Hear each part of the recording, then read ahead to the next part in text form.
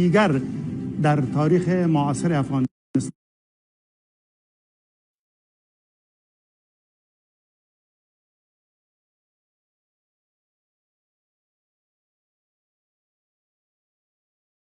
چرخ می‌زند. نقش رهبران رده اول سیاسی افغانستان در این تاختن‌ها و باختن‌ها چیست؟ آینده کشور چی می‌شود؟ و سوالات نظیر آن. افغان خبرندوی شبکه ABN په یوې مهمه ځانګړې مرکه کې غواړي چې دغه ډول پوښتنې وسپړي او تاسو ټولو ته هرکلی وایي. زه داود جنبشم. هیله مو دا ده چې په دې خواله کې د افغانستان د دریم جمهوریت د نسکورېدو ځینې اړخونه او علتونه روښانه شي و این کار را چه کسی بهتر از چهره اول عرصه سیاسی سالهای پسین در افغانستان انجام داده میتواند. دکتر محمد اشرف غنی.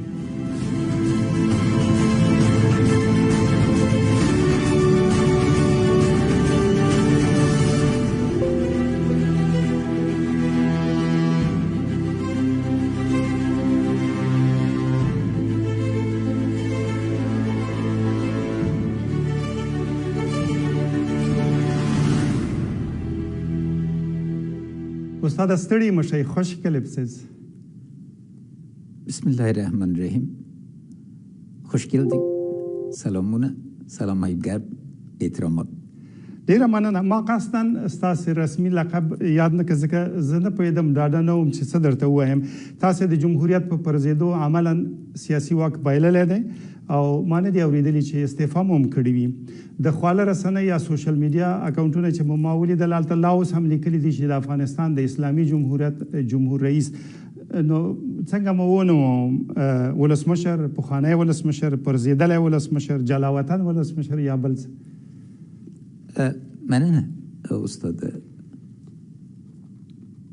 زه د اساسي قانون په اساس ولسمشروم او ترڅه د افغانستان ولس په قانوني توګه واک بل چاته انتقال کړي ولسمشر.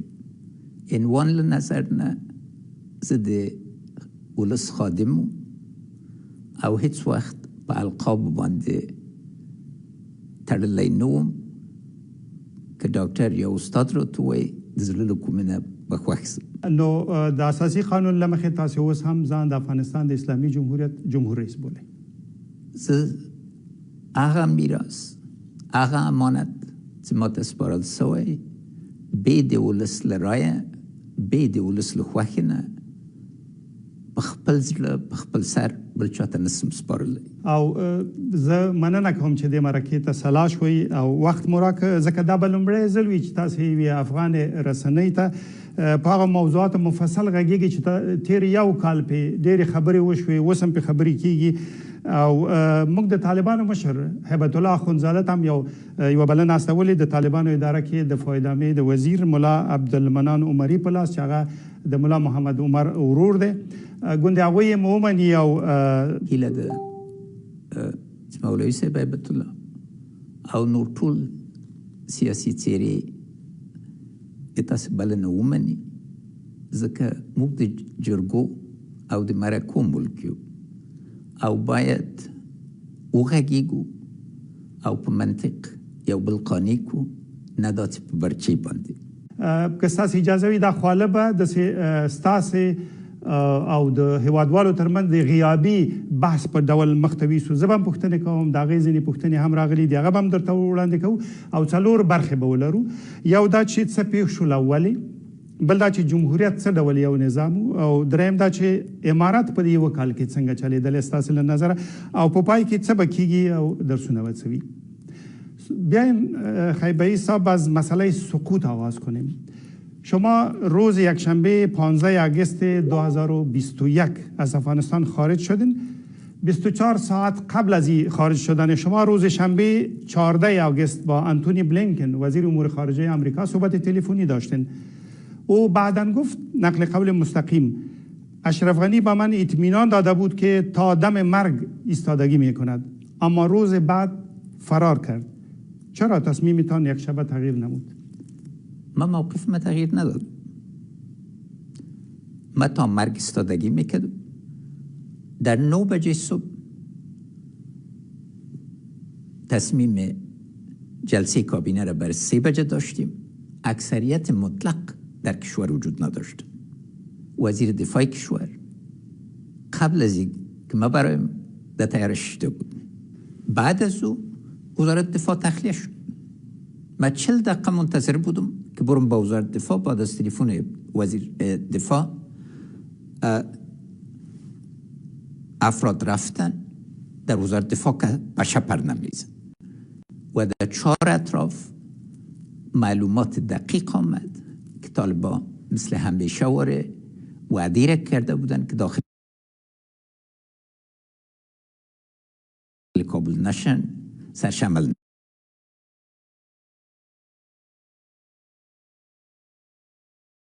نکردیم. و در عین حال در 9 بجه صبح سفارت امریکا اسناد واضح موجود است که تخلیه خودش رو کرد و کاغذهای خود در دادن به میدان هوایی رفتن. و از همه مهمتر هزارها نفر از قوای امنیتی ما را، خاصتا از قوای سفردار که از امنیت ملی بودن و از بهترین قطعات افغانستان بودن، اینا را تخلیه کردن. اگه اینا تصمیم داشتن که جمهوریت حمایت کنن، چرا این قوا را تخلیه کردن؟ و به کدام دلیل هر کسی را که همراهشان کار کرده بود از آشپز گرفته تا جنرالا ویزا دادن؟ ما آخرین نفری بودم که برآمدم. و یام از خاطر ازی بود که شب دکتر نجیب، تجربه تلخ دکتر نجیب راجع به رئیس جمهور افغانستان تکرار نشه. نقطه کلیدی ای بود که آیا جمهوریت به جبر تسلیم میتیم یا و بناهن یک کودتا را مشروعیت میتیم، یا ای که با برآمدن ما ای امانت ملت حفظ میکنیم و ثابت میسازیم که یک کودتاست و به جبر صورت گرفت. گفته میشه که آقای بلینکن در او صحبت تلفنی به شما یک سلسله وعده های داد و از جمله ای که زلمه خلیلزاد از روند صلح افغانستان برکنار میشه. نمیفهم تا چه حد درست است؟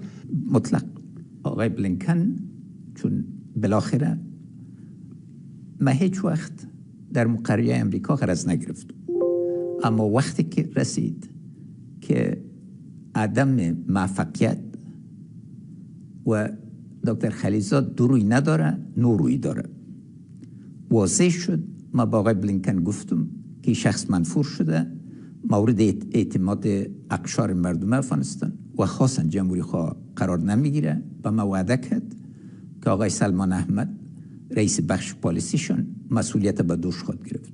اما وقتی که اعلامشون نشه شد، این موضوع نامد، از این جهت موجب اعتمادی شد. و نقطه دیگه ضرور است، وزیر دفاع امریکا آقای آستن، جنرال سابق متقاعد، به ما گفتن که 3000 عسکر امریکایی به میدان هوایی میایه، اما اینا بر دفاع کابل نیست. و بازم تکرار کرد و بار بار آقای بلینکن گفت که طالبان حاضر با مذاکره با خودت نیست. شما هم به او وعده های دادین؟ چیزی گفتین؟ نقطه اساسی در است که وعده نبود، هشداری که برشان دادم با نتیجه گیری. در روز پنجشنبه پول ما سر ما بسته شد. ما در ماه 200 میلیون دلار بانک مرکزی ما از ذخیره میلیاردها پول ما در امریکا میگرفت و بر استحکام بازار ایره پس لیلام میکرد که صلاحیت بانک مرکزی. این پول استاده شد روز پنجشنبه. ما همراه آقای بلینکن چند صحبت داشتم. در این بخش که گفته میشه، گفته که تعذیر سرتان نامده، ما تشویش داریم از آمدن طالبان، مقدار کم میکنیم اما پول برتان روان میکنیم. اگر پول روان نکرد مقدار کم میکنیم که به دست طالبان نره. به دست طالبان نره. دیگه اینا واضح به نتیجه رسیده بودن از این خاطر. دوم، بار بار سر از این صحبت کردیم که اگر لوی جرگه دایر شد، که اگر انتقال قدرت صورت میگیره، لوی جرگه به صورت اساسی باید تایید مکانیزم باید، چون خارج از او رای دیگه وجود نداره. گفت مورد قبول طالبان نیستی.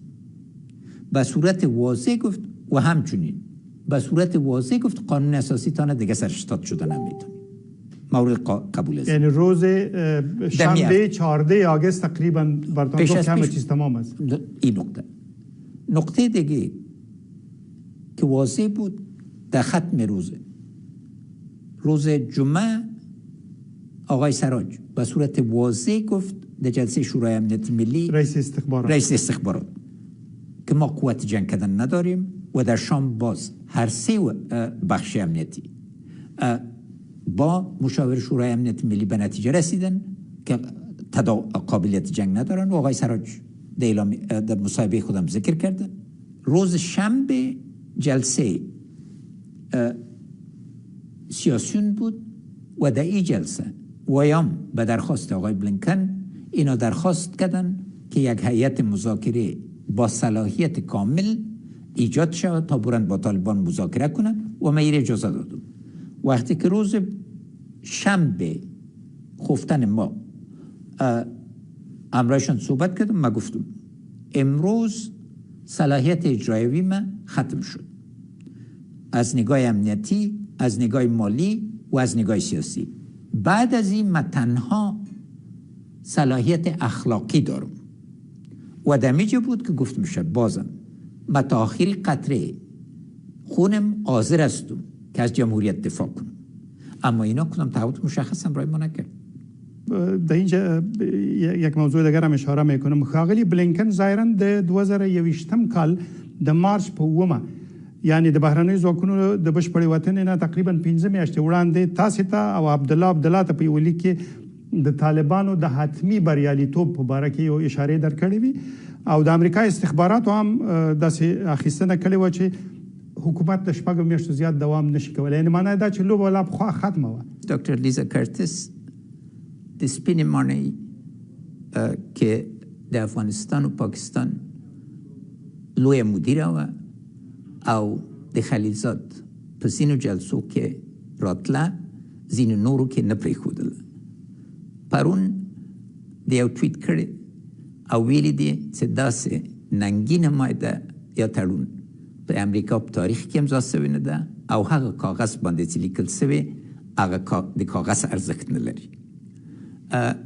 موږ سره دوکه وه او ما ځوابم ایله ده چې تاسو محترمه دستگاه اما ځواب وزیر بلینکن ته په مارچ کې خپور کړي چې ما په تفصیل ورته ویلي دي چې زه د ثبات دپاره او د خلکو د کراري دپاره هر قربانی ته تیار یم، اما دا لاره چې روانه ده دا لاره مشکلات ایجادوي او خاصتا که په دې رقم بې له تدبیر نه وړاندې لاړ سي د افغانستان ځواکو کې به تقسیم راسي او قدرت باندې به بزکشي روانه وي، نو ضروره ده چې دا پوه سئ چې جهت چې روانو دا موږ څېړلی وو او په واضح توګه وړاندیزونه وړاندې کړي وو، اما له بدې مرغې نه مخکې معاملې سوي وې چې د هغه په اساس باندې دوی حاضر نه سول او لویترین خبره دا وه چې په ترکیه کې مذاکرات سول. دغه زما یوه پوښتنه ده که اجازه وروسته وپوښتم. حالا تقریبا 1 سال بعد که به او واقعاتی که در او گذشت نگاه میکنین، فکر میکنین عملی شدن طرح حکومت مشترک با طالبان که اینقدر در موردش صحبت کردن و حال هم صحبت میشه تا چه حد ممکن بود؟ این ممکن نبود. اگر ممکن می بود چرا طالبان طرح استانبول رد کرد؟ مشکل زلمه خلیلزادی است که همیشه به خلطه فیر میکنه بدون از این که از طالبان موافقه گرفته بود اعلان کرد که در استانبول جمع میشی. ترکا دولت محترم ترک خبر نداشت، آمادگی گرفتن، هیچ یک از شریکای امریکا اطلاعی دقیق نداشت.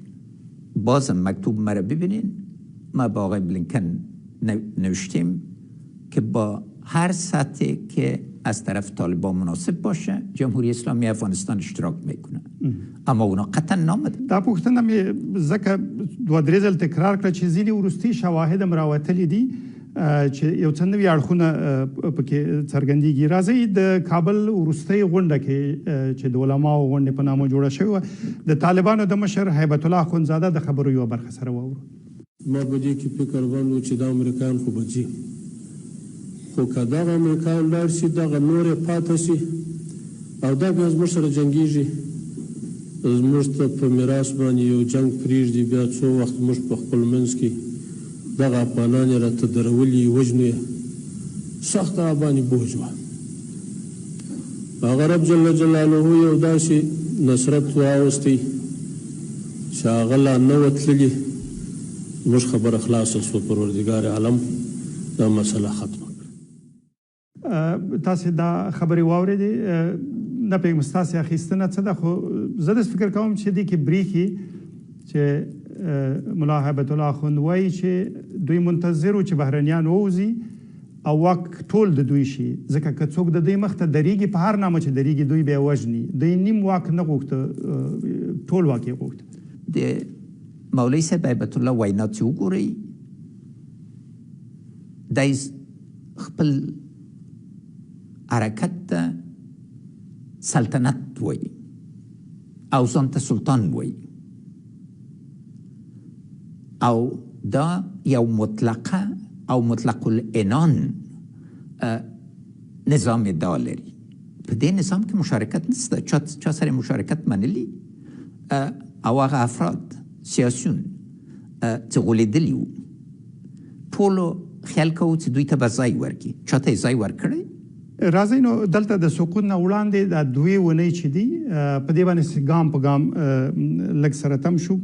طالبانو لومړنی ولایت چې ونیو مرکز د ولایت هغه د اګست په 6 وو، زرنج ښار وو. پاتې 33 مرکزونه یې په 9 ورځو کې ونیول. ما چې ورته حساب وکړ دا په هره ورځ کې تقریبا 3 ولایتونه راځي. لومړی پوښتنه مې دا ده چې دا کار څنګه ممکن شو داسې په چټک سقوط؟ او ځینې وایي چې عسکرو ته له پاسه قوماندې ورتلي چې مه جنګېږئ. تاسې د وسلوال پوځ اعلی سرقومندان وایي، فکر کوئ قوماندې تلي او که تلې ولې مخه نه نیول کېده؟ قومانده د وزیر د دفاع او وزیر د دفاع د دې مسؤلیت درلود او صلاحیت ورکړل شوی و. قوماندانان د قول اردو خپل برخې کې دا دوی نه باید پوښتنه وشي په وضاحت باندې چې څه مو کړل، څه امکانات. بل خواته ګورئ، ماتې له کوم جینه راغلو؟ هر چیرې چې ملیشیا وه، ملیشیاګانو ماته وکړه. او بل تعجب په څه کې و؟ نه شمالي ولایتونه په داسې چټکه توګه مات شول چې د تعجب وړ. زه مزار ته لاړم،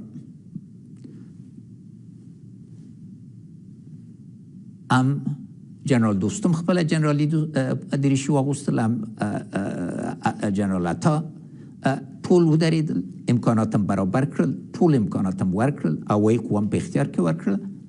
بله ورځ دوی چیرې وو؟ ازبکستان کې. مشکل دا و دا تاسو ویل چې عطا محمد نور او عبدالرشید دوستم ووتل، وروسته وویل شو چې یوه توطیه وه، یو چا ورته ویل عسکرو ته، د دوی ملیشو ته، د دوی کسانو ته چې مه جنګېږئ، قصه ختمه ده. دا چا ورته ویل؟ چا ورته ویلي دي؟ توطیه وه؟ توطیه وه په پوځ کې؟ که توطیه وه خو دوی یې په راس کې صلاحیت ورکړل شوی و، د دوی ملیشیاګانې وې. ګوته یې ستاسې خواته نیول کېدله؟ ما چاته کوم تلیفون کړی، کوم مکتوب مې ورکړی؟ ستاسې امنیت شورا نه دی کړی؟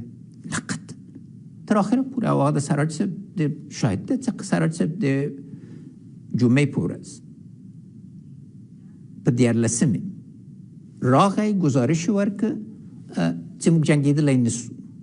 سر له هغه زه لاړم، بالای سر کې مې پیغام ډک چې مقاومت وکړو. بیا راغلل که دا اوسي په کابل باندې انفجاري عملات راځي. دوی څومره توان درلود، له دولت نه دوی څومره امتیازات واخیستل په دې 20 کالو کې، او وخت د عمل چې راغی څومره افراد درلودل. ځان پهلوانان ګڼل، اما په عمل کې څه وکړل؟ هرات کې څو سوه نفره دوی وکړی سو ټول کې، کوم بل برخه د اساسي نظر نه داده چې پس د دوحه له تړون طالبانو برخلاف د ټول شرعي اصولو افغان وژنې ته دوام ورکړ. امریکایانو بار بار ژمنه وکړله، خاصا خلیلزاد او وزیر خارجه پامپیو چې اوربند به راسي یا لوی کمښت به په جنگ کې راسي، ایموږ دفاعي قوې په دفاعي حالت کې واچول او زرها نفر موږ شهیدان ورکړل. په دې وخت کې نیم د اردو یا شهیدان سوي وو یا ترخیص اخیسته وي او وقتی چې اردو نیمه ته دې ته ورسیږي ټول اردوګانې ماتې خواته ځي. روحي فضا بله وګورئ د روحي جنګ او دې کې رسانو هر چیرې چې به وړه ماته وه یا یو ستونزه وه دې نه به دوی محشر جوړ کړ.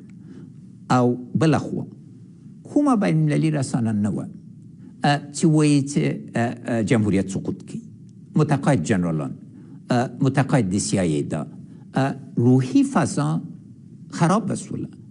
مگر له ټول نه مهم دا و چې سیاسي قشر یا برخه د سیاسي قشر د افغانستان معامله وکړله، یو ولایت نه پس بل ولایت نه. او کابل کې تاسو په وروستیو شیبو کې تغییرات راوستل، د کابل دفاع لپاره نوی قومندان وټاکل، لوی درستیز مو تبدیل ک او هیله هم دا و چې هر بل ځای سقوط کوي کابل به ساتي، ولې مو ونه ساته؟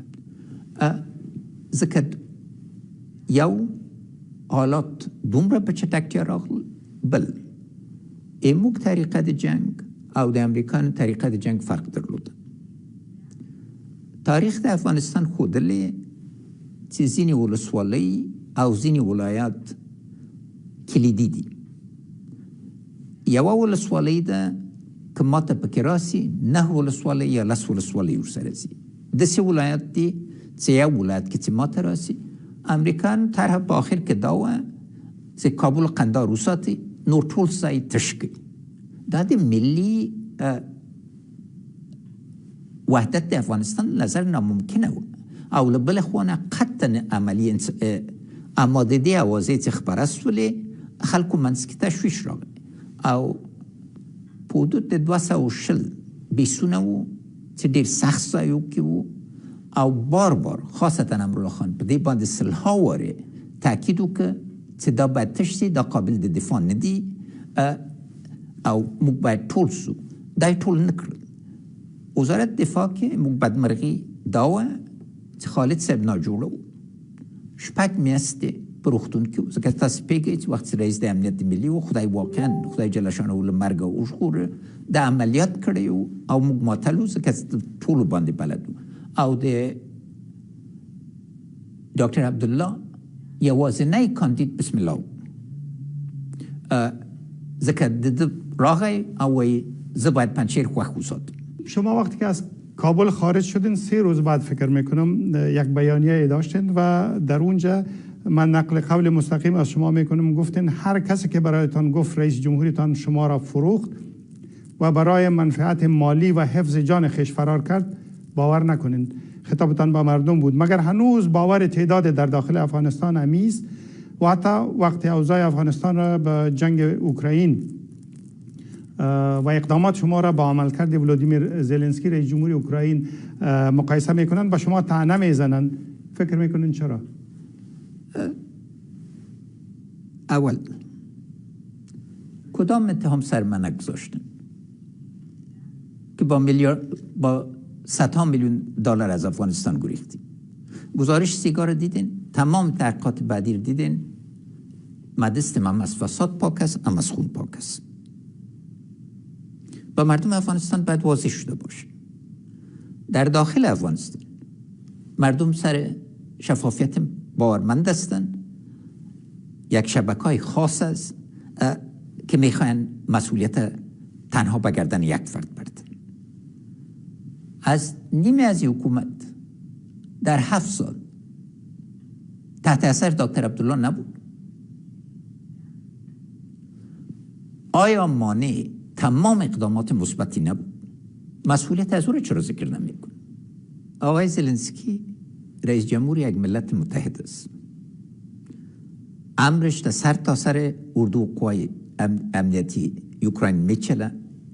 تمام همسایه‌اش جز شوروی ببخشید جز روسیه امرش استاد شدن. تمام دنیای غرب و ناتو به صورت اساسی هم هشدار دادن، هم کمک کردن و یکی بعد از دیگه تاثیرات طرفه کردن، مطرح کردن و تطبیق کردن. ما منقسم بودیم. خلیلزاد با طرحهای خود و وعدهای خود همه را تقسیم کرده بود قشر سیاسی افغانستان و مذاکرات موازی جریان داشت. آیا بارها نگفتن که ما مستقیم فلانی یا فلانی میگفت که ما مستقیم با طالبان مذاکره میکنیم؟ آیا هر حرکت برای تقویت قوای امنیتی و دفاعی افغانستان ضد صلح تلقی نکردن؟ و آیا ما یک همسایه نداشتیم که در 20 سال پناهگاه داد، تعلیم داد و انتحاری ها را تربیت کرد؟ تفکیک باید بفهمین. و نقطه آخرم، ما 7 سال به صورت دوامدار مقاومت کردیم تا که شرایط بین‌المللی به صورت تغییر کرد که اگه انتقال 2 ماهه از نگاه عملی تجهیزات و آمادگی آماده نبود و در قشر سیاسی آمد که آمدن. بیرته زه غواړم چې د امریکا د خارجه وزیر بلینکن لیک ته ورستون شم. هغې کې 4 موضوعګانې یادې شوي. یو دا چې د سیمې هیوادونو د بهرنیو چارو وزیران به راټولیږي، د افغانستان په اړه به یو ګډ دریځ جوړوي. بل به بیا په استانبول کې ستاسې او د طالبانو یوه غونډه جوړېږي. تاسې مخکې ورته اشاره وکړه. بل به طالبان وعده کوي چې تاوتریخوالی راکم کړي، حداقل د 90 ورځو دپاره فکر کوم. او څلورمه دا وه چې دوی به پسرلني عملیات نه پیلوي. دغه یو هم ونه شو. ولې؟ ځکه چې دوی تعقیب نه کړل. استانبول کې دوی تیاری نه و نیولی، اعلان یې وکړ. دا د خلیلزاد سلسله وه. اماراتو کې این موقع هیئت وغوښته، هلته آمادګي نه وه. قطر کې بار اماراتو ته دوی وغوښته که تاسې راغلی؟ نه بابا، دوی وغوښته، خلیلزاد راغی. را بغیر چې سبا یا بل سبا یا یوه اونۍ کې باید په چټکه توګه راسي. وقتی چې خلک راتل بیا به یې ماتل، بیا چا ورسره نه کتل. اوس چې ورته ګورم آیا دی دومره احمق و یا بې کفایته و یا کومه بله توطیه یې درلودله چې ولس سپک کړي. اما په دې رقم بار هیئت کې آیا په واقعي توګه دا ځوانان چې د جنګ سالارانو اولادو دوی د افغانستان استازیتوب کولی شو یا د لویې جرګې غړو؟ دا تاسو نه دي ټاکلی. راغلل په چی باندې چې یو هیئت چې باید وټاکل سي د ټولو د منلو وي. معنا څه وه؟ د طرحه وه چې باید د جنګ سالارانو سوله وسي. او لوی اشتباه یې څه ده؟ ده به ویلې چې طالبان د چاربولک ملایان دي. یعنی ډېر ساده خلک دي او مذاکرات باندې. او بل د طالب په درد باندې دا خبر نه و. لسها زره طالبان دوی بندیان نه کړل، شکنجه یې ور نه کړله، اور باندې بریدونه ونه کړل. نو د هغوی د افغانستان ټولنه طالب جذب کولی شو، په مینې جذب کولی شو، لکه چې د اوربند په ورځ کې موږ وکړله، د اختر په اوربند کې. په دې رقم نه کېده، ځکه هغوی کې د غڅ احساس شو او ورسره دوکه سوي وه. طالبان تقیه وکړله. دوی ته یې هغه شی ویلې چې دوی غوښتل واوري، نه دا چې تحقیق وکړي، څېړنه وکړي چې واقعا د هغوی دریځ څه ده، لکه چې مطلق قدرت یې غوښت. 3 نفره که در رابطه با انتقال قدرت از شما به یک حکومت انتقالی از اونا نام برده می شد و ظاهرا با ناکام ماندن این طرح شدیدترین انتقادها را از شما کردن آقایان خلیلزاد، کرزی و عبدالله هستند. هر سهشان اکنون از آنچه در افغانستان میگذره دل خوش ندارن، انتقاد میکنن، اما شما را مقصر میدانن و گاه الفاظ بسیار سخت هم در مورد شما به کار میبرن و میگن که شما این طرح‌های که در مورد حکومت انتقالی وجود داشت او را ناکام ساختین. ما نظریات برخی از نظریات از اینا را به شما میارم و پاسخ شما را میخوایم. اول عبدالله در مصاحبه با ایندیا تودی گفته غنی خائن ملی بود. میاره خیانت ملی بسیار واضح است. کابل کی برباد کرد؟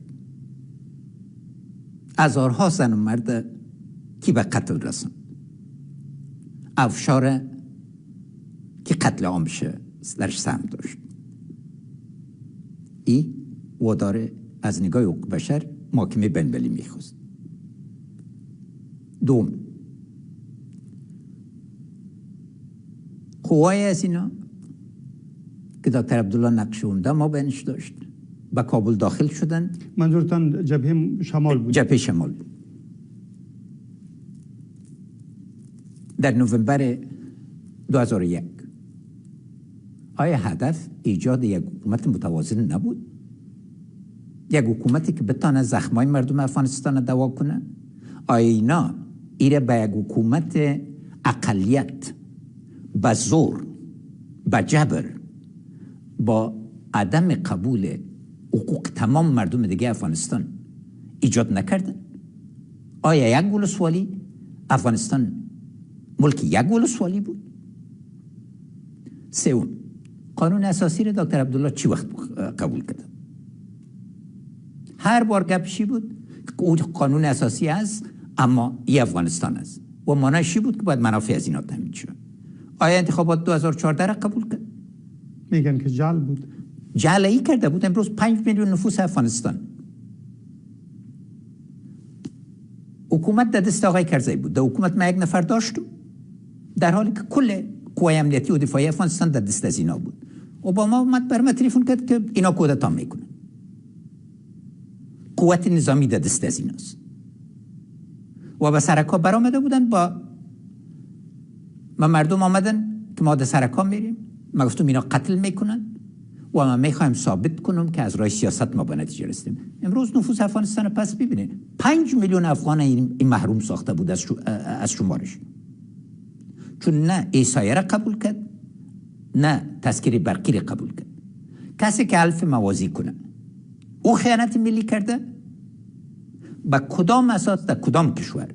خب اگر زور امریکا نمی بود و پس نمی بدن و اختار نمی دادن که 1 میلیارد دلار از خاطر از این سر ما قطع کرد آقای پامپیو. دکتر عبدالله مسئول عدم تحکیم جمهوریت است و مخصوصا در 7 سال آخر. دو، مسئول شورای صلح افغانستان بودی. کدام قدم برداشتی در روی کاغذ؟ کدام طرح را آوردی یا در عمل؟ وقتی که رفتی به دوحه و هم در طیاره خاص بعد گرفتیم که پرواز کنی، پس آمدی در روز عید به ما گفتی که طالبان حاضر به هیچ نوع حرکت نیست. بعد از آقای قانونی رفت به ایران و پس آمد با عین پیام. اما ادعا داری که حکومت انتقالی با او آمده میتونست؟ یعنی یک سند برای من ارائه کنین.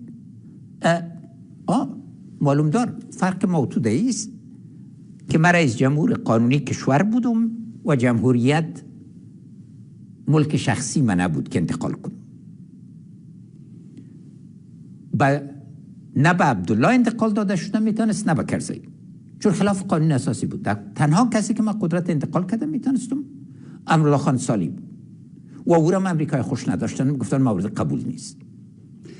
تاسو د کرزي صاحب نوم واخسته. حامد کرزي ویلي چې طالبان کابل ته نه راتله، خو چې اشرف غني وتښتېد زه مجبور شوم هغوی کابل ته را دعوت کړم.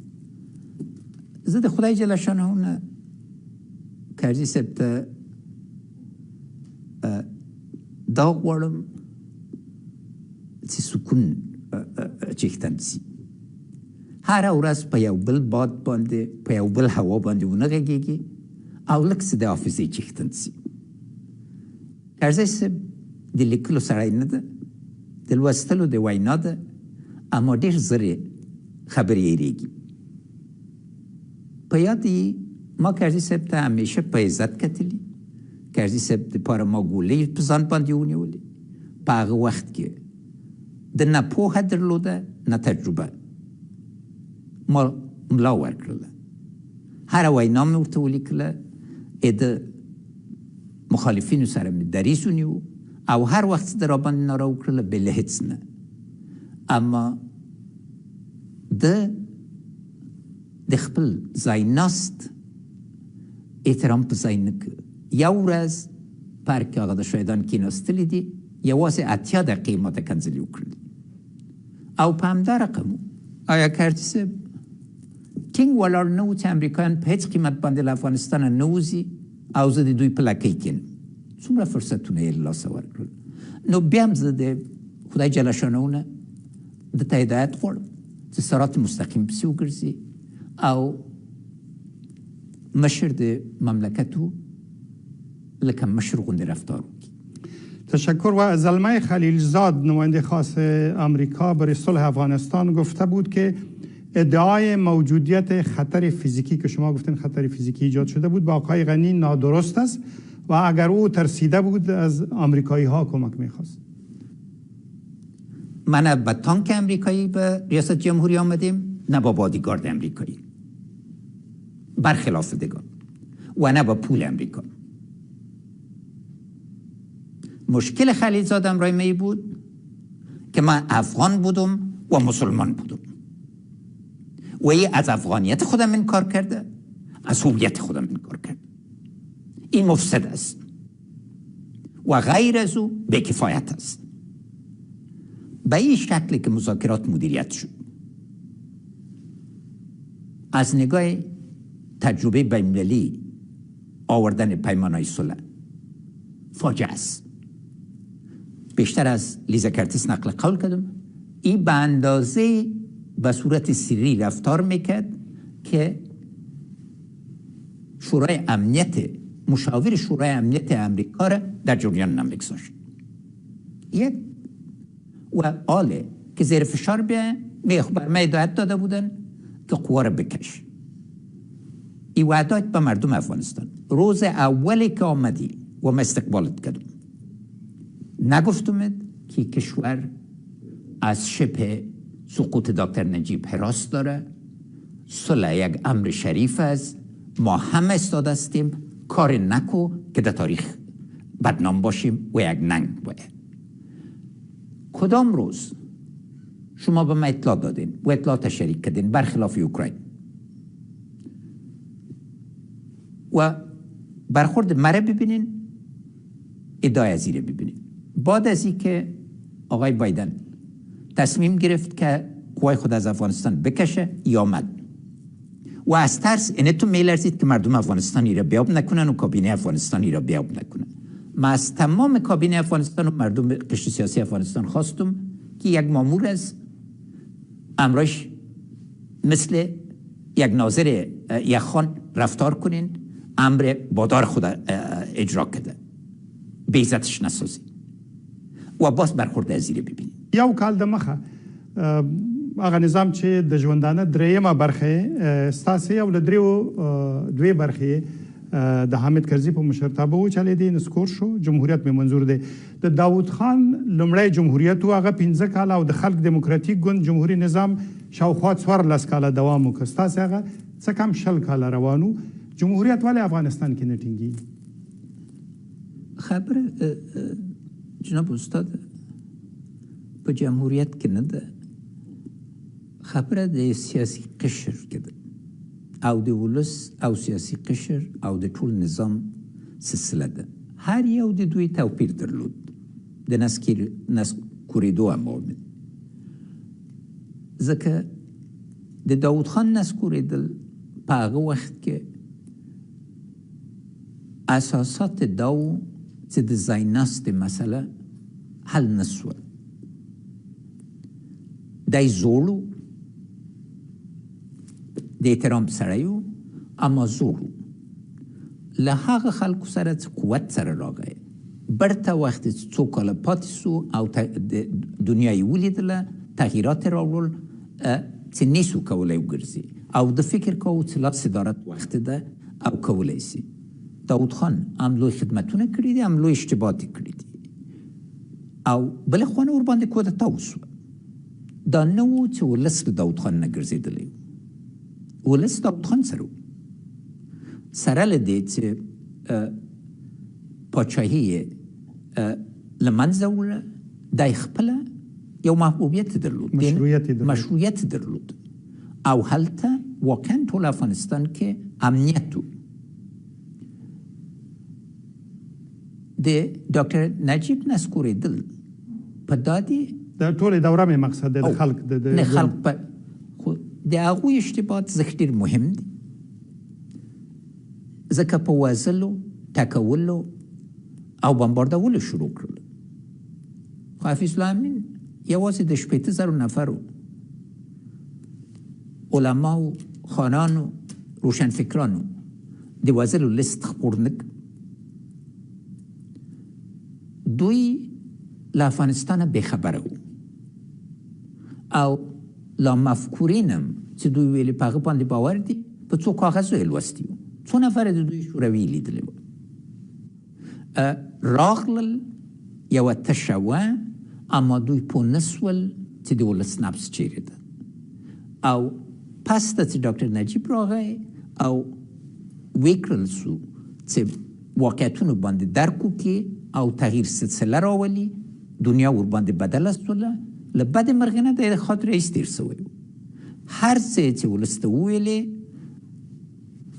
چې سبا ته آمادګي نسته، ولس ورباندې بې باوره سوی و.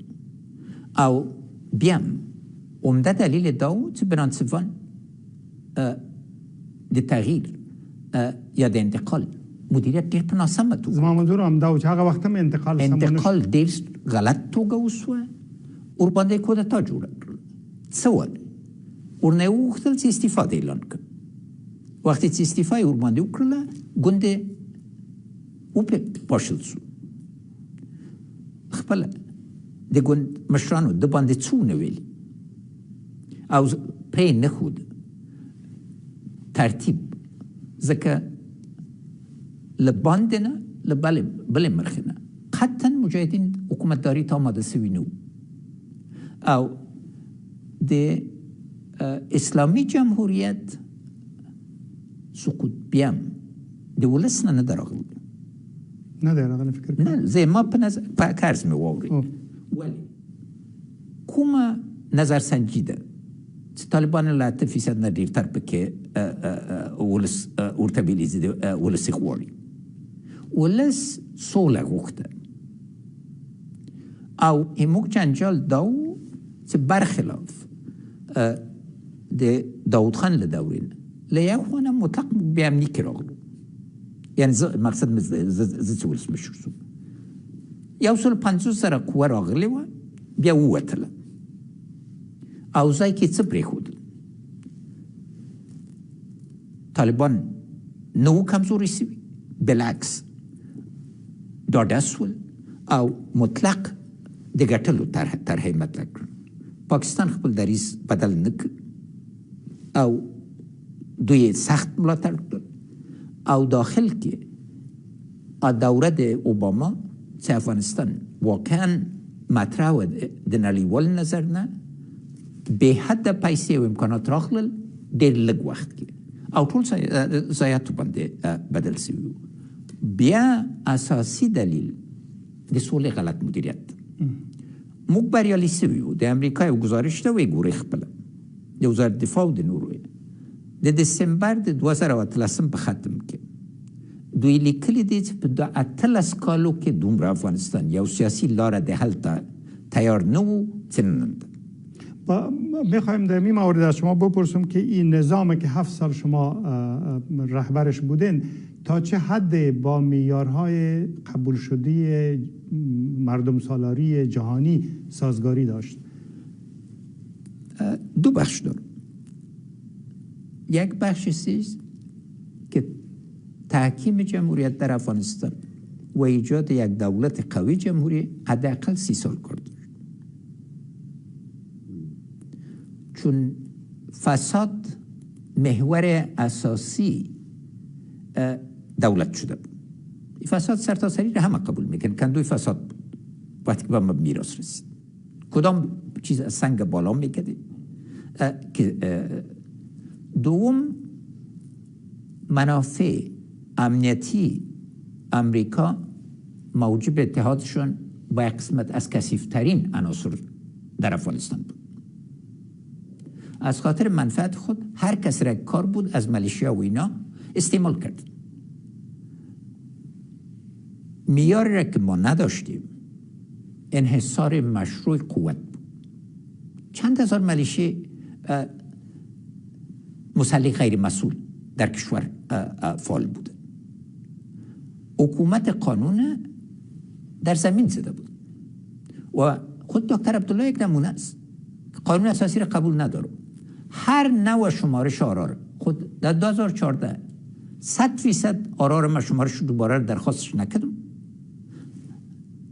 بازم باید و نوع دست ما نهایت بسته بود از نگاه حکومت. یک کشور مردم سالار باید یک اساس اقتصادی، وحدت ملی و خاصتا یک طرح فکری داشته باشه که به اساس از او قانون یک بام و دو هوا بود. یک نفر میگرفته طور مثال معاون مبارزه با مواد مخدره در وزارت داخله، پس کشف شد که کلانترین وسیله معتاد کردن جوانای کابل امی آدم بود. رفت گریخت به ولایت خود. از این جهت مشکلات جمهوریت هم نهایت اساسی است که باید سرش فکر کنیم. خود تاسو هم دا انتقاد راګرځي چې تاسو چې کله انتخاباتو ته ودرېدئ 2-3 وعدې مو وکړې. یو دا چې فساد به بیخي ورکوي، اقتصاد به سموي او د واک بنسټونه به پیاوړي کوي. دغه برخو کې ډېر پرمختګ را نغی. عرض مې بیا درته پرمختګ معیار باید پوه چې له کوم جنس پیل کوي. ځکه قضاوت په دې لومړی وخت ډاکټر عبدالله په ما وټاکل شو، نه یوازې نیم د حکومت له منځه لاړ، 15 دقیقې مخکې به د یو کابینې جلسې نه به اول لیږه چې دا موضوع د کابینې جلسې نه وباسي. تاسو مجبور وئ وباسئ. مجبورم. دلیل مې څه؟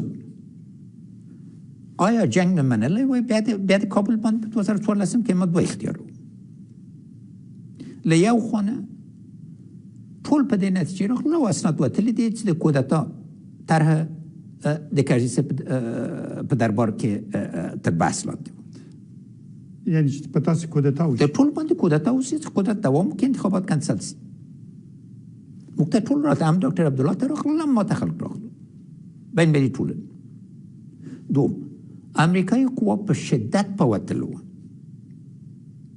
ځکه چې امنیتي تړون او که امنیتي تړون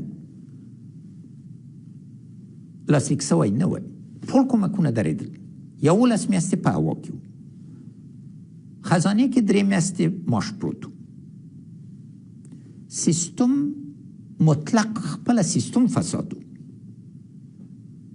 نو په دې اساس باندې چې ګوري، لومړی کابل بانک نه مشروع نکړل، فساد مخکې کافی مبارزه وسوله، اما دا مبارزه په وکالو کې نه تکمیلېده، ټول سیستم مفسد.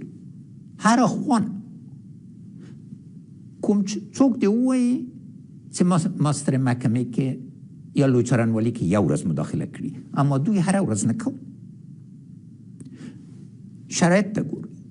او له بلې خوا ځینې ولایتونه آیا مطلق انحصارو او کورولې 100 نور توغیانه جوړول کنه، باید په تدریج تللی وای. انقلابی حرکت د اصلاحاتو ممکن نو، او شای چې ضرورو باید ټول حرکت کړي. مګر ولس ته مو دا خبره هغه وخت ونه کړه. ګورئ، که هر ولسمشري وزارت مالیې او د ولسمشري فرق په څه کې ده، یا د وزارت او د ولسمشري فرق کې. یا وزارت کې تاسو اختیار د ځان لرئ، حدود ټاکئ.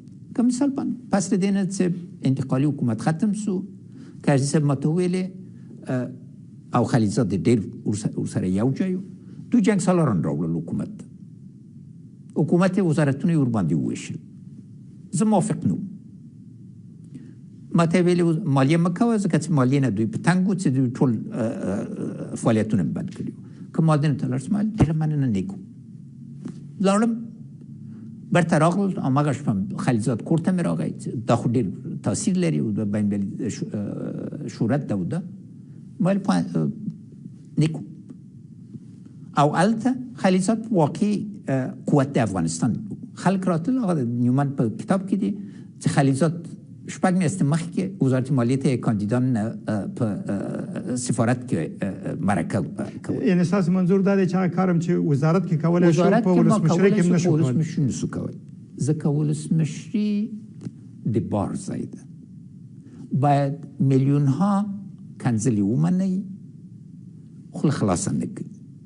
ځکه که خوله خلاصه کوي او تعقیب نه او سنجولی نه منځ کې تاوان راځي. یک سوال سخت در مورد ای که شما را پشتون متعصب یا هم فاشیست میخوانند، به برتری قومی باور دارین؟ شعار ما واضح است. هیچ افغان از هیچ افغان کمتر نیست، هیچ افغان از هیچ افغان برتر نیست. کسایی کلمات مثل فاشیست استعمال میکنن اول تعریف از ببینید. من از عمر رسیدم که تمام تفلیم جوانیم و دوره کارم در پوهنتون کابل در دوران داود خان به اساس یک فکر ملی ایجاد شده بود.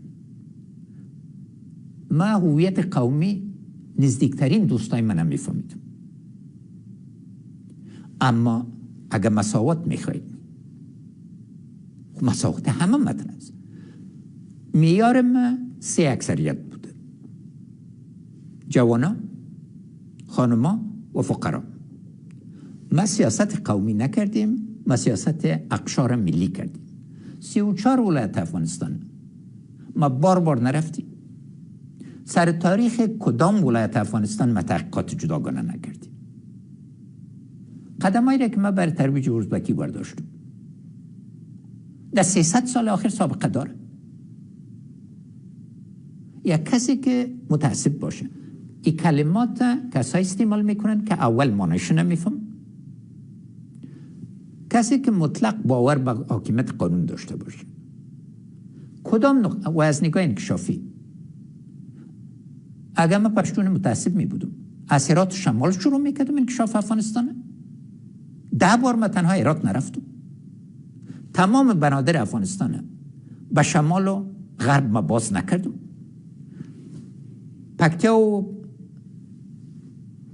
پکتیای بزرگ و نگرار بزرگ که زیادترین رای به من داد. من نگفتم که صبر کنین تا بتانیم وحدت ملی را. سرمایه گذاری را که من تنها سر افغانستان مرکزی کردم زیادتر از تمام از این ولایت نیست، از خاطر که زندان جغرافیایی افغانستان باشه. مگر با وجود از این فکر میکنین چرا؟ چون یک نظری وجود داره. نظری که وجود داره من براتون دلیلش میگم. کسایی که نظر مطرح میکنن تنها کارتشان تجارت قومی است. از انقسام مردم، از خود کردن او اینا مایی میگیرن. فکر سازنده از اینا کجاست؟ تاسید قومی برتری تیوری ردوی اصلا پلی باور نداره. دیر مننه. میخوایم یک سوال در مورد مشارکت جامعه جهانی از نظر اقتصادی در افغانستان بپرسم که اینا هم با زور آمدن هم با زر آمدن. در مورد زورشان یک کمی صحبت کردیم.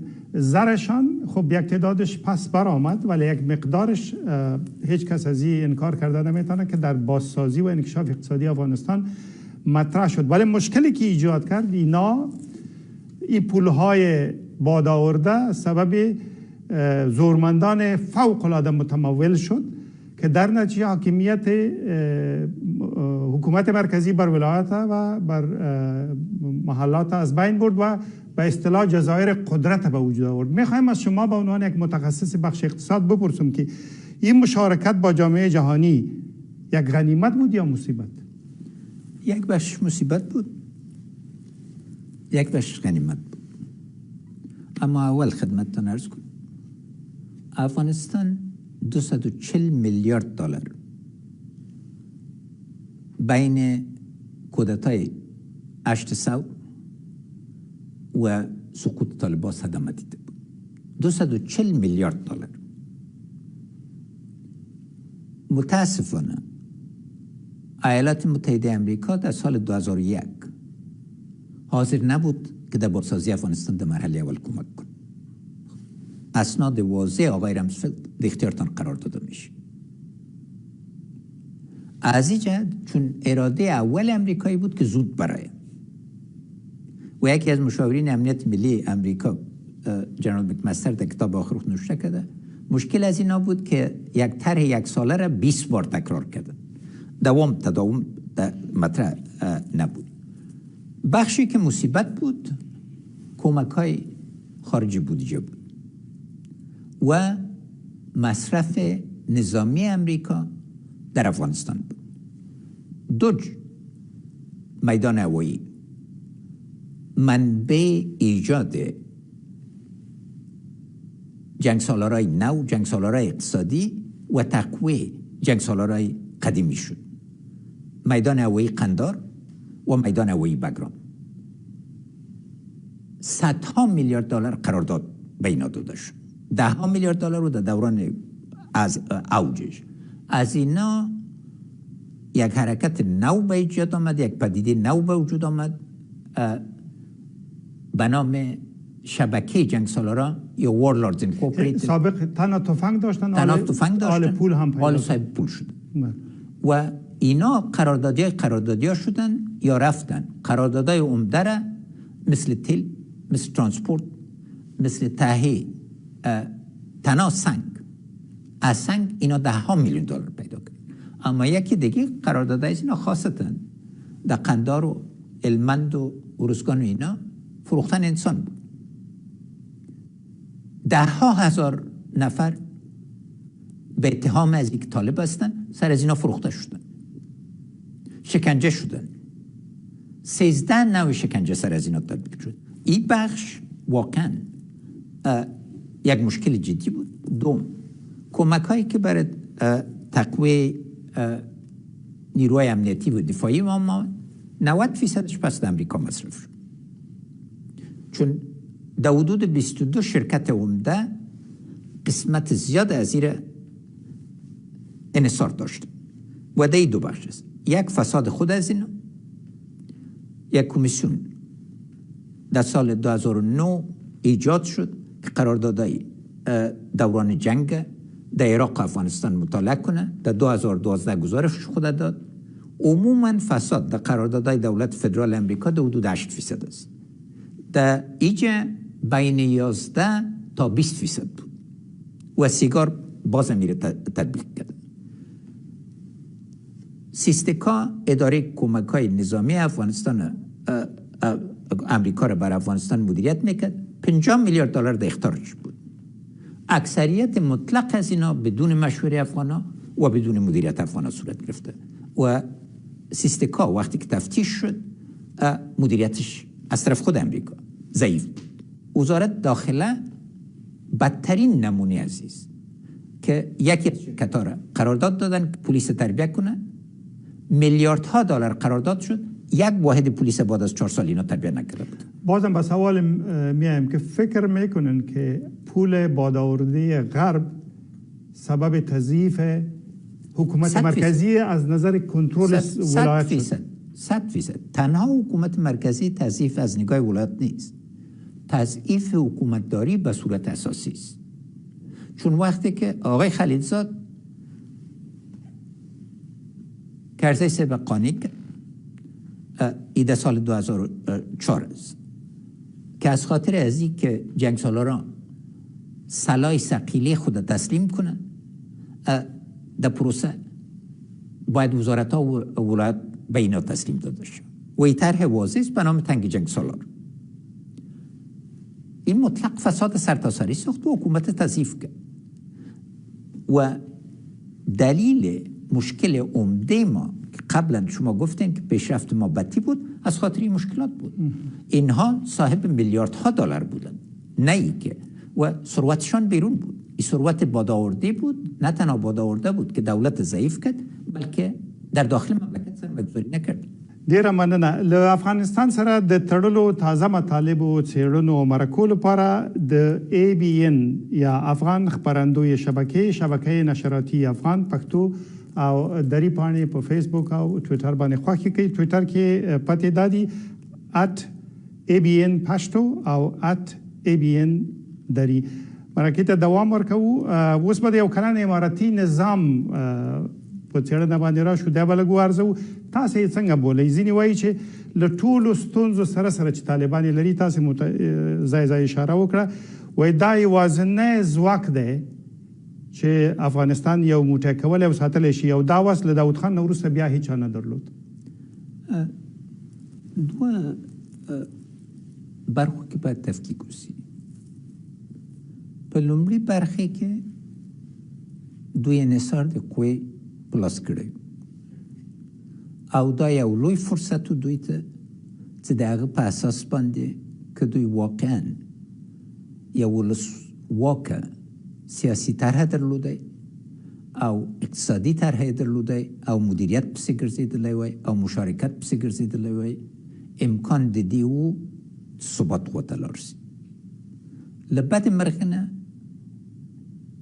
علایم د منځ مهال ډېر ښه نه دي. لومړی د مولوي صاحب هیبت الله وینا هیڅ بل ځای ته ځای ورنکړ.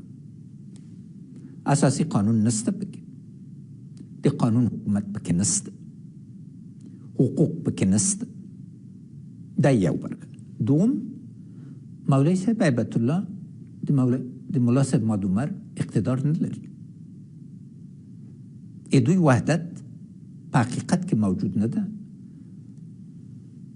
حداقل دوه او له هغه نه ډېرتر مراکز د قدرت دي.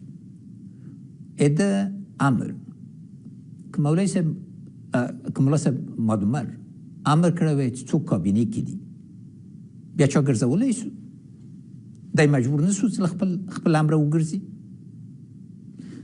ځکه کابل او فیزیکي نظر دا خپله د اوسېدل په قندار کې، د ادارې اوسېدل په کابل کې. خو ملا محمد عمر هم په کندهار کې او مګر د هغه امر چلید، د هغه امر ټول افغانستان کې چلید. والی به سبا مدیر کېده که نه، وزیر دا هلته د هغه سلسله خود جوړ شوه. د هغه مشري فوق د یو برخه مخصوصا په قندار کې، یعنی لوی مرکز د قبایلو کې یو نفر چې قبایلي سیستم کې مطرح نه و مشر سو او مشري په لاس کې واخیسته. دا په تاریخ کې بېساري شی. نو معنی دا چې تاسې د دوی دا قوت چې وطن یو کولی شي، فکر کوئ دا قوت اوس نشته ستاسې له نظر؟ دا دوم برخې ته راسي. نن سلحان خپله مولوي صاحب ویلي چې نه، بې له محکمې نه خلک وژل کېږي که نه؟ دا خلک چې بندیان چې خصوصي سوي دي، هره ورځ دوی یو ګواښ ایجادوي که نه؟ له بله خوا نه داعش ورته درېدلی که نه؟ او په طریق چې دوی هر شی سرکوبه‌ای مقاومتون ایجادیگی. و بین مسئله مقاومت مطرح کردین، امی حال مقاومت مسلحانه در برابر طالبان جریان داره و معاون اول شما میگن امرالله صالح هم در یک بخش از این فعال است. ایره چگونه میبینین؟ فکر میکنین بجاست، خطاست، منتظر باید بود، چی باید کرد؟ نقطه اول است که یک راه حل سیاسی نقطه اساسی است. طالبان یا قوت اقلیت است. وقتی که قبول نمیکنه که اقوام مختلف در افغانستان زندگی داره، زبانهای مختلف میگه، فرهنگهای محلی جزء فرهنگ ملی است، این وحدت ملی رو تضعیف میکنه. باید فکر اساسی شه و ای که فکر میکنن که همه کس باید اطاعت کنه یا بیعت کنه، این شیوه مردم ما نیست. دو نقطه اساسی دیجم ضروری است که چون قبل شما اشاره کردید. یک، اکثریت طالبان پشتون است، اما اکثریت پشتون طالب نیست. اشتباه باید تکرار نشوه. امریکای اشتباه رو تکرار کردن و موجب خونریزی های شدید و تلفات نهایت زیاد شد. به خیبر پختونخوا که له 80,000 نفر نه چې ووژل شول، 70,000 پښتانه وو. جبری که طالبان سر ولایت پشتو زبان کردن به سابقه است. این جهت باید فکر نشه و طرف تفرقه، اما هرچی اینا یک جهت تقویه کنن مقاومت به وجود میاد. نظر شما را دقیق میخوایم.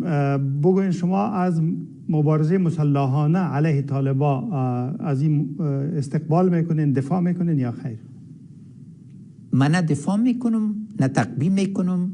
من سر مردم صدا میکنم که از چیزی که اگر جهتی که روان هستن دا لاره نده، دا لاره مزار نده. اول پاکستان نزان دی بیلکی لالقایده ند زان بیلکی نن. آیا ملت منعی کنه؟ نقطه کلیدی براتون بگم. افغانستان یک ملت است. حس جدا شدن از افغانستان، حرکات جدا طلب وجود نداشت. امروز بدبختانه از این زبان ها مطرح شده و هرچی طالبا رد کنن تنوع مردم افغانستان مثل یک باغ هستند و این تنوع رد کنن، اینا موجب حرکات اینا طالبان نمیخواد که حرکات ایجاد شود، اما تاریخ نشان میده که وقتی که حکومت های اقلیت بخواین به زور یک طرح را تعقیب کنن و مخصوصا یک طرح فکری را که کل مردم 99.9% مردم افغانستان مسلمان هستند فضل خدا و تا ابد مسلمان خود بودن. خود مولای صاحب هیبت الله اعتراف میکنه که طالب شریعت نبیگی. نو دا څنګه دیگیر حساب نیسی دزله حساب نیسی. اسلام پسلو کده په اسلام کې دا نسته او د شرعي اصول دوی خولم دي. تاسو یو اشاره وکړه بیرته خبره پاتې شو. فکر کوي طالبان دوام کوي که لمنځه بځي؟ دواړه آباد دي ځکه چې هغه حقیقت یوازې خدای جل شانه ته معلوم ده.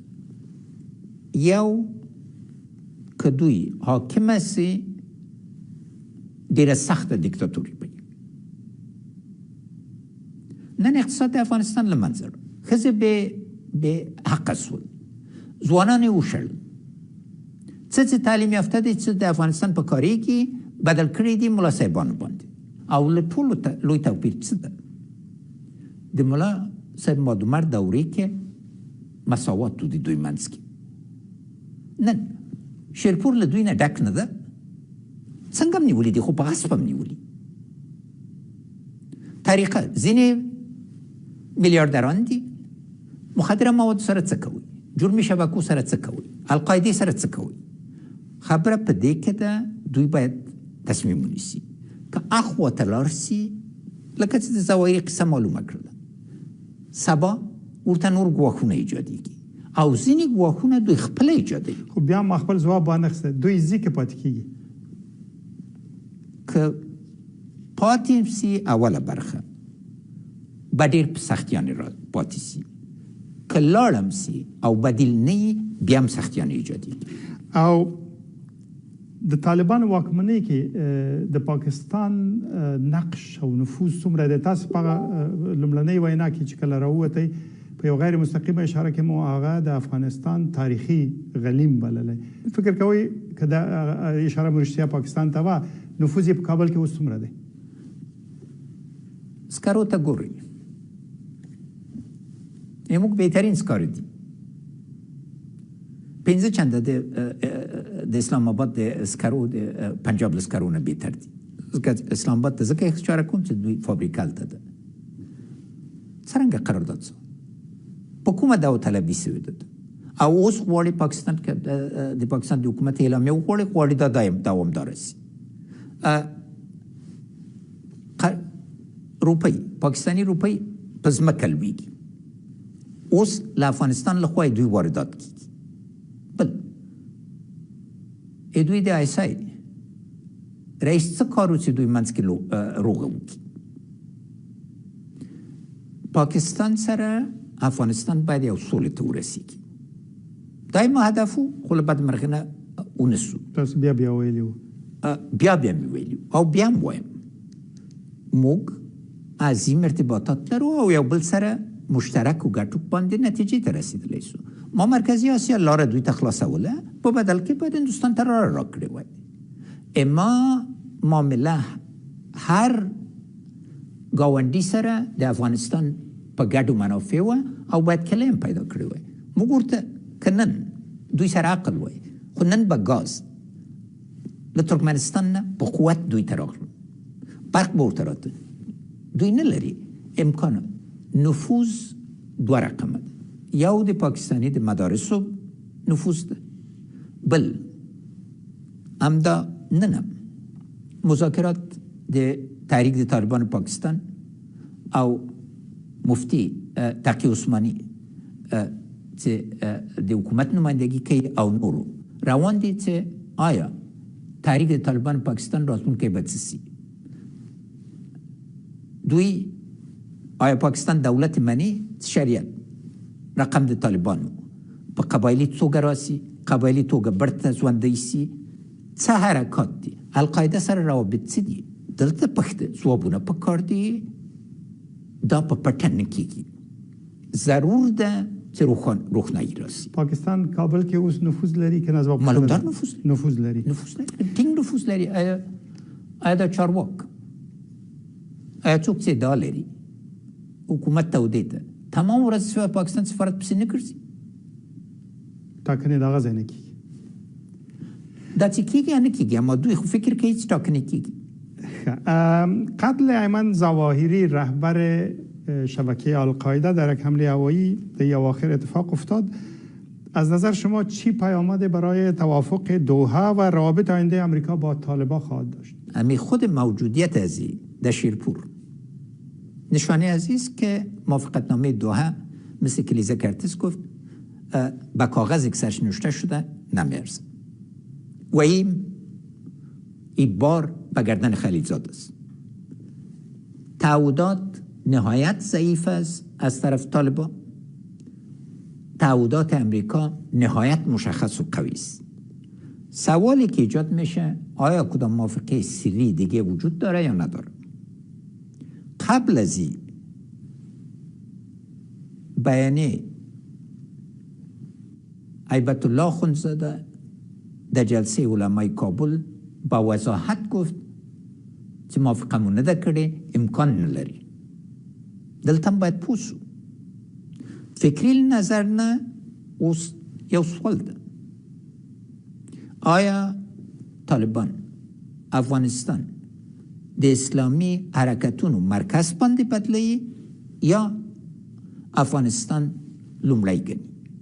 دلته سوالونه دي. ځینې تبصرې شوې چې د ظواهري شتواله په کابل کې به لویدیځه نړۍ امریکا دوی مجبور کی چې په طالبانو بندیزونه هم ډیر کی. دغه غوښتنې وسم شوې چې په دې باندې د سفر بندیزونه بیا تازه کی کېدای شي داسې اوازې وي چې ځینې هیوادونه په رسمیت وپېژني. دا هم هېڅکله ونه شي. او په مجموع کې زما پوښتنه دا وه چې فکر کوئ له دغه برید نه وروسته د امریکا او طالبانو روابط ځینې خبرې هم د دوی ترمنځ روانې وي، څنګه مخ ته تللی شي؟ په بنیادي توګه ګواښ ایجاد شوی. امریکي اداره دا فیصله یې چې کړې ده نتایج باید ورته ښکاره وي. او نن یو عظیم بحث د امریکا په کانګرس کې په سیاسي قشرودې کې منځته راغلی چې راتلونکی امنیت به څنګه اوسي، په څه ډاډ باندې دا تړون امضا شوی او نتایج څه دي. بل خلیلزاد ماته مشاور د امنیت ملی، آخري مشاور د امنیت ملی د ولسمشر ټرمپ ویلي، اوبراین نومېد، سفیر صاحب اوبراین، چې خلیلزاد ورته ویلي و چې خلیلزاد طالبان قانع کړي دي چې امریکایي قوه به په افغانستان کې پاتې شي. دا په بل خیال کې په بل دنیا کې و. دا رسمي خبره ده چې خلیلزاد هغه ته ویلي و چې طالبانو منلي چې امریکایان به پاتې شي. ځکه چې ټرمپ غوښتل چې یو مقدار قوه وساتي.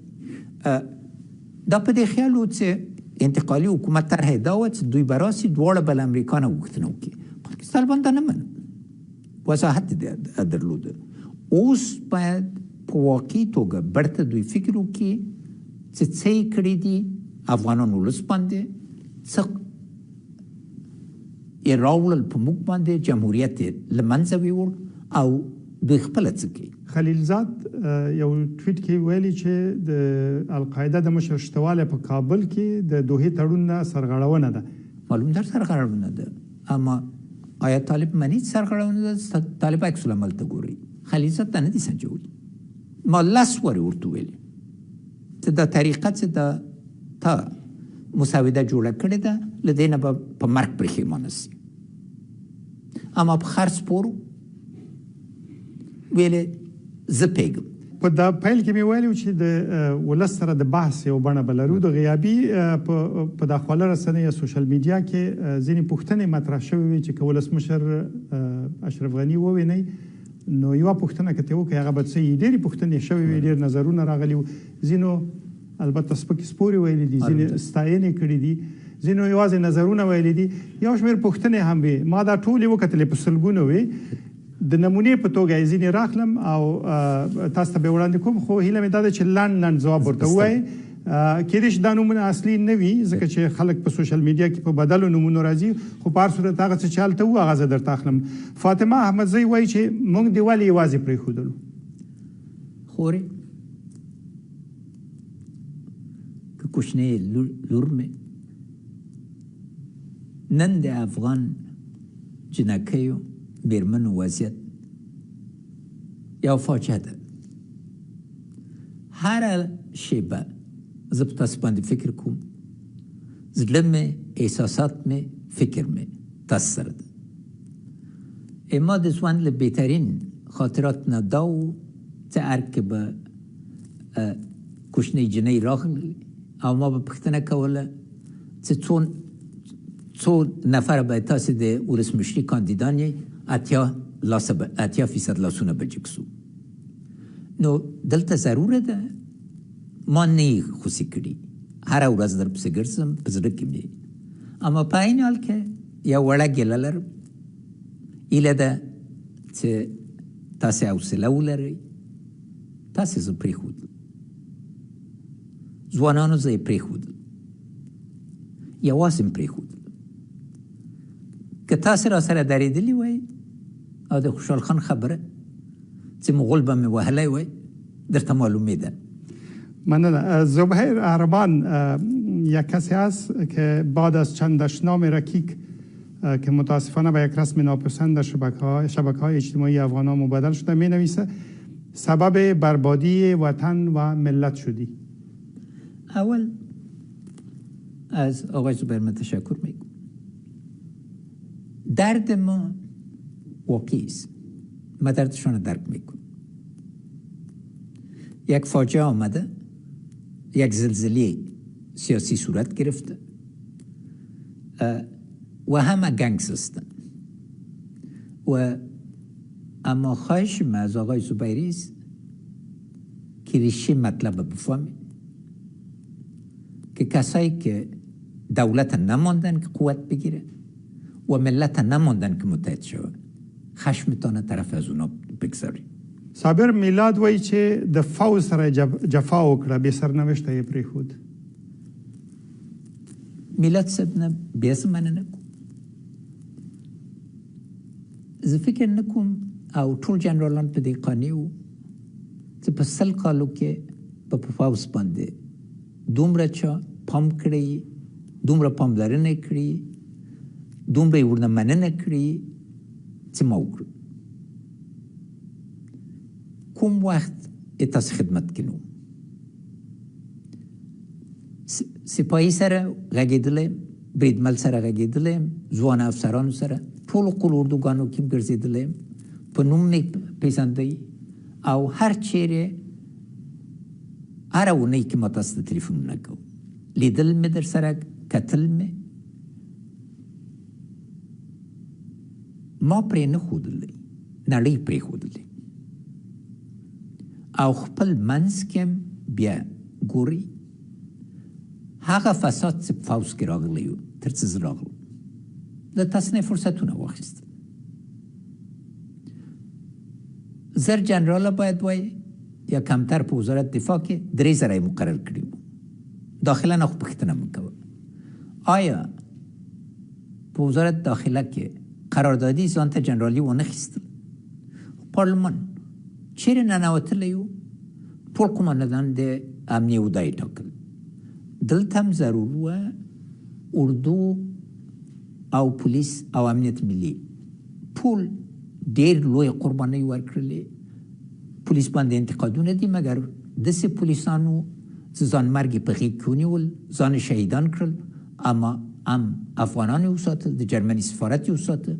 موږ باید برته فکر وکړو په اساسي توګه چې ولې مو ځان ټینګ نه کړ او ولې یو طریقه پیدا نه کړله چې خپله د خپل جنګ او د خپل همت باندې ودرېږو.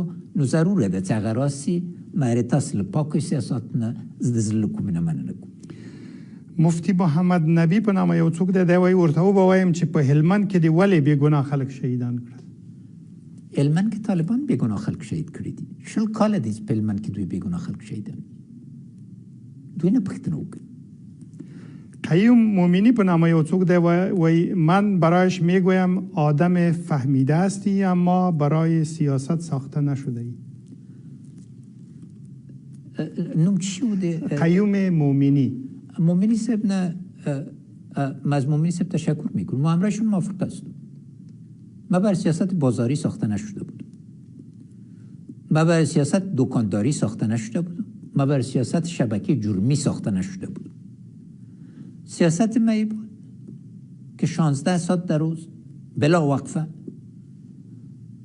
برای فلاح ملت، برای بهبودی ملت کار کنم، زحمت بکشم و منافع افغان از تمام افغان ها را فوق هر چیز دیگه بدانم. از ما کدام روز حرکت دیدین که در مقابل ملت حرکت منفی باشه یا خدای نکرده یک بخش ملت افغان مورد قدر و احترام نداشته باشه؟ ګران هیواد په نامه یو څوک دی، وایي دا به ورته وایم چې ما درته څو ځلې ویلي، زه نه پوهېږم چې تاسو ته داسې وینا شوې که نه، چې مفسدین دې تر څنګ دي تصفیه یې کړه، خو د ده خبره او ځواب بیا بل څه و. بیا هم زه ګران صاحب نه مننه کوم. بعض اوقات خلک فکر کوي که سړی نوم ولسمشر سو یا خلک ورته ویلې چې لومړی شخص د مملکت مطلق قدرت لري.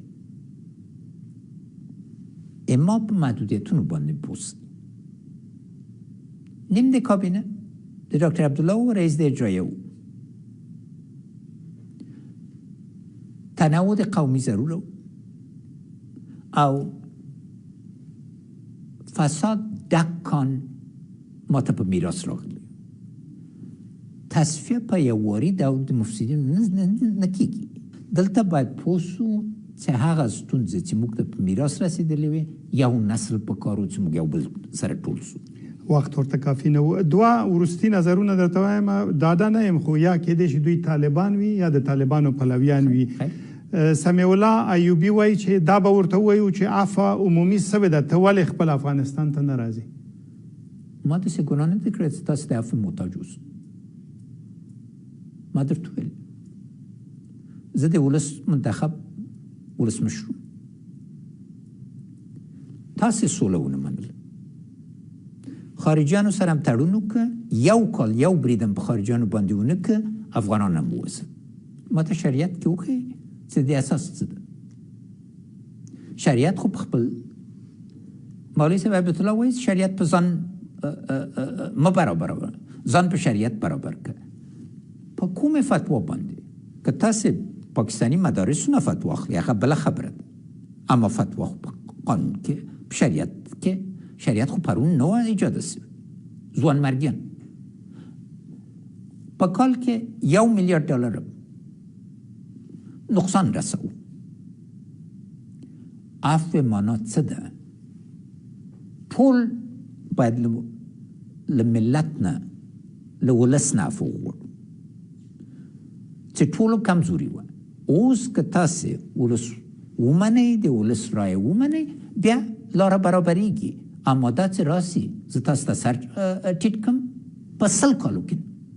او وروسته پښتنه خو نه د دام نظر د بخاری جان په نامه یو څوک دی وای راشه وطن ته د امارت سره په شریعت بیعت وکړه پر مختک کې را سره شریک سه اول د امارت ماته وایي چې 15 اصل د شریعت باندې دوی درېدلي دي د ځان امنیت د مال امنیت د عقل امنیت د قبیله امنیت او د دین خو راسي د علما د اسلام سره کینو چې تاسو په شریعت پیګی کنه د خو نسی کېدای چې هر شی تاسو له سره شروع کړئ شریعت یو کان ده دل په دې رقم باندې نه خلاصه کیږي چې د ګیري په اندازې باندې سي او شریعت علما و ایجاد کړ نه حکمرانان راوړل شریعت په زړونو کې ده او افغانستان کې شریعت یو ډیر عظیم اساس لري اما خلکو زړونو ورنه متوروي مننه ورسته برخه ته رسیدو د دې شلو کلونو د بریاو او ماتو یو لاند تاریخي لوستونه او نتیجې راخلو فکر کوي لوی درس چې دغه بهیر نه لدغه څو کلونه اخستل کېدی شي هغه څه دی لوی ترین درس داد چې وخت فرصت برابریږي په یو لاسي سي یو موټی سي یو بلومن موږ دوت څلور څلوېښت کاله کېږي چې موږ سوله نه ده کړې د ولسونو سوله او سوله بدلېږي د اقلیتونو چارواکانو باندې 2001 کې یو لوی فرصت و که د بیړنۍ لوی جرګې او د اساسي قانون لوی جرګې ته غوږ نیول سوی وای او هغه تګلاره عملي سوی وای نن به افغانستان مضبوط نو ضرور دوم باید یو لید ولري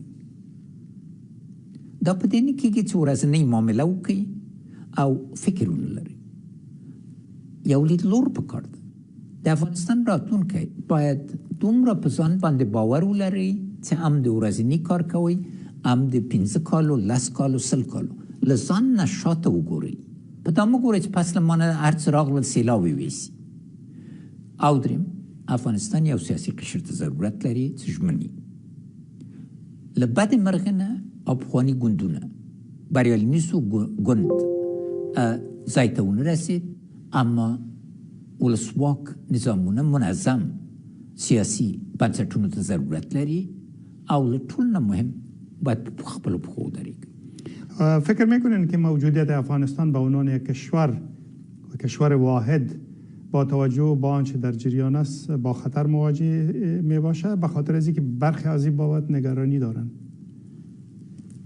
افغانستان هزارها سال وجود داشته و انشالله تعالی هزارها سال دیگه وجود خود داشت اما هشدار باید جدی گرفته شد افغانستان تنها کوتاه‌بینی تبعیض تفرقه خراب کرده میتونه ضرورت واضح است که ما اول خود به حیث یک ملت واحد دارای حقوق مساوی مرد و زن جوانا نسل ها را با هم باید یک جای بریم دوم منطقه را باید منافع خود در منطقه تعریف کنیم نه یک تنها میدان جنگ باشه و همچنین منافع جهانی خود با او ترتیب از خطر جلوگیری شده میتونه مگر متاسفانه امروز در دیاسپورای افغانستان که باید زیادترین مرکز فکر و جمع شدن باشه تفرقه روان است و این خطرناک است. در نخستین پیامتان بعد از اینکه از افغانستان خارج شدین گفتین نقل قول مستقیم میگیرم که گفتین قصد فرار و جلاوطنی ندارید و مصروف مشوره برای برگشت به کشور هستین. با کی مشوره داشتین و نتیجه چی شد؟ مشوره مارمدار با دوستای افغان امرای دنیا مشوره نداشتیم چون اونا در وضعیت خاص بودن و یک ملامتی را در وقت میخواستن که ملامتی پردن و دیام دلچسب است یک مکتوب یک هدایتنامه آقای رمسفلد وزیر دفاع امریکا در 2012 که میگن یک طرح را برابر کنین که اگر افغانستان موفق نشد ملامتی سر افغان ها باشه. هر کس یک ملامتی میخواه و شانای مکلان است ملامتی ها رو مقابلش تحمل دارم. از همین خاطر برای 1 سال من زبان باز نکردم تا برای مردم فرصت برابر شد، مخصوصا برای سیاسیون که بتونن یک طرح مثبت بیارن و در کابل نشان بدن، خاصتا عبدالله و کرزی سه بودگان و آقای خلیلزاد. ما خال نیستم، در 1 سال نبودیم. چرا موفق نشدن که یک قدم در راه همکاری ایجاد کنیم؟ دلیلی است که ما افغان است تا آخری سلولم افغان است و در خدمت افغان خود باشه. اما مشوری که آمد شرایط هم از داخل کشور از هم دوستای ما در بیرون که شرایط آماده نبود برگشتیم. همدغه لومړني پیغام کې مو د ځینو افغان مشرانو بیا ځلي واکمني یاد کړې، امیر شیر علي خان، امیر دوست محمد خان، امیر عبدالرحمن خان، د ملا عمر بیا ستنېدو ته هم اشاره کړې وه.